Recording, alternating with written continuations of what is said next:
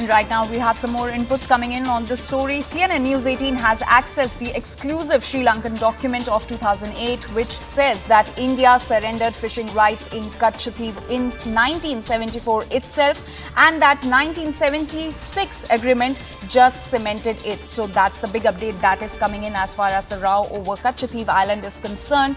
Now CNN News 18 has accessed this exclusive document of Sri Lanka, which is from 2008, which clearly says that India surrendered the fishing rights in Katchatheevu Island in 1974 itself. Now, there was another agreement that took place in 1976, but this document states that 1976 agreement just cemented, but the rights were given away itself in 1974. So that's a big revelation that is coming in as far as this row is concerned. There was a lot of politics which was going on over the fishing rights in Katchatheevu Island, and now this big update coming in. CNN News 18's Aman Sharma is now joining us with more details on this. Aman, so that's a big revelation that is coming in from the Sri Lankan document of 2008, which clearly states that the fishing rights were given away itself in 1974.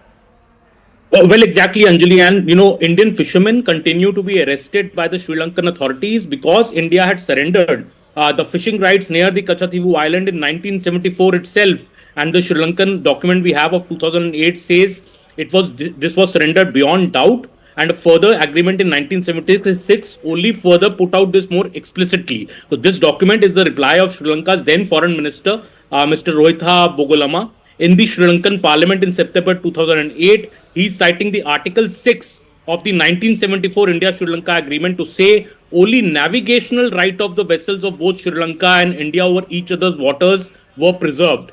The 1974 agreement did not confer any fishing rights on the Indian fishermen or the vessels which engage in fishing in Sri Lankan waters. All that the Indian fishermen could do post 1974 in terms of right of access to Katchatheevu was to dry their nets. That's all. They can't fish anywhere near the Katchatheevu Island. And the Foreign Minister of Sri Lanka further in this document is saying that the agreement, another agreement was signed in 1976, which further clarified this position, in which it was clearly mentioned in 1976 agreement that each party shall respect the rights of only navigation through the territorial sea. So the Sri Lankan minister in this document is saying that 1974-1976 agreements, if you take them together, it has put the question of fishing rights beyond doubt and clearly rules out any fishing rights. It clearly prohibits fishing vessels and fishermen of one country fishing in another's waters. Why this is important is that because the DMK party has been arguing that its chief M. Karunanidhi had never consented on the 1976 agreement,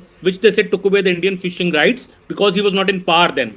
But this RTA document is now revealing that what the MEA had told Mr. Karunanidhi in 1974 does not seem to be too accurate, because Mr. Karunanidhi was told that the fishing rights would remain, and they'll be still, the Indian fishermen would be able to go. But Sri Lanka now clearly saying in 1974 itself the fishing rights were surrendered by India. India has no fishing rights since 1974 in Katchatheevu, and this is going to create more politics, because now this shows that even what Mr. Karunanidhi was told in 1974, a week after which India signed the 1974 agreement, may not have been very, very accurate, because if we look at the RTI, which was revealed by the MEA, the RTI clearly says that the ostensible reason for the lines to be drawn in the manner they were would be to ensure the maintenance of traditional fishing and other rights enjoyed by Indian nationals on and around the island, which would fall on the Sri Lankan side of the line. So clearly, it seems that 1974 briefing to Mr. Karunanidhi had some lacuna, because in 1974 itself, Sri Lanka is saying fishing rights were surrendered by India.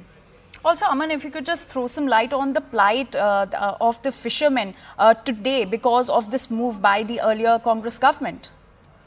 Well, absolutely. And that has become the major cause, Anjali. What is happening now is that DMK has been constantly writing to the center saying that, when our fishermen wade into these waters, they get arrested by the Sri Lankan Navy and their boats are detained. And, that's become a huge humanitarian issue. They have been pressing to the center to rework this agreement.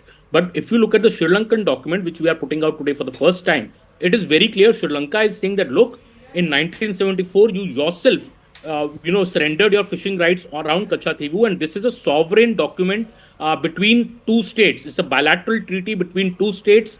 Even if a Supreme Court gives a judgment in India against it, it will have no impact on the bilateral judgment, because India has to abide by the international treaties it has signed. You can't voluntarily withdraw from it. So that is the problem, because the way the 1974 agreement has been done, followed by further clarity in the 1976 agreement, Indian fishermen have no right to fish around Katchatheevu, and that has caused a problem for the last 50 years now, when Indian fishermen who are going in that area are getting arrested. That is why there is no solution to this issue, and Sri Lanka clearly saying that it won't give up on its rights at all, and this is a bilateral issue even if the Indian Supreme Court decides in any matter, because there was a petition filed by former Chief Minister Jayalalitha in the Supreme Court against this. The Sri Lankan document is clearly saying that any such court order or judgment by the Indian Supreme Court will not alter or have any impact on a bilateral treaty concluded between two sovereign states. All right.